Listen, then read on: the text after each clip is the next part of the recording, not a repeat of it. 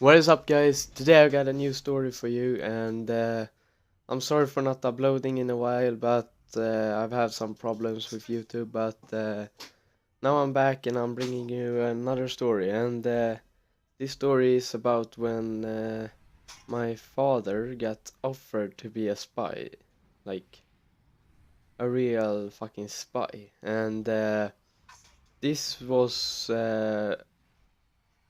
pretty a lot of years ago, and I wasn't even born at the time, and basically what happened is he went to the train station and he noticed that someone was following him, but he didn't think too much about it because he was a pretty big guy at that time, and the guy who was following him wasn't too big, so he wasn't too worried. And basically then he went onto the train, and the guy that was following him sat down next to him, and basically he started bringing up like statements that, for example, he would say like, "Oh, you look like someone who's doing YouTube." He wasn't doing YouTube, but statements that were correct about him. So he knew that this guy knew a lot about him. Like, yeah, he knew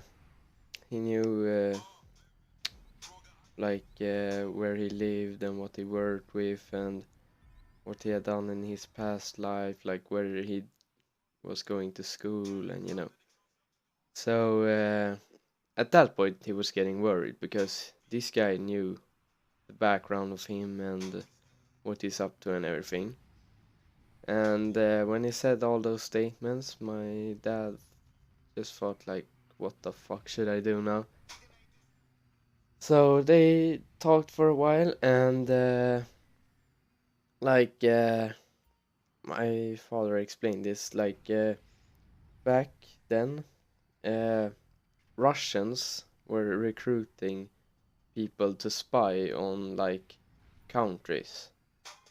So and basically what they would do is they would make you do something that's like a bit illegal, and if you do that, they say like, "Oh, you get 5,000 crowns if you do this," and it was a little bit illegal. And then they, if you do that, they would say like, "Oh, if you don't do this next thing, we will tell everyone that you did that thing." And it continued like that, and then it got like more and more serious, and yeah, at the end you were supposed to like spy on the country, and so and he knew this because he had heard about it.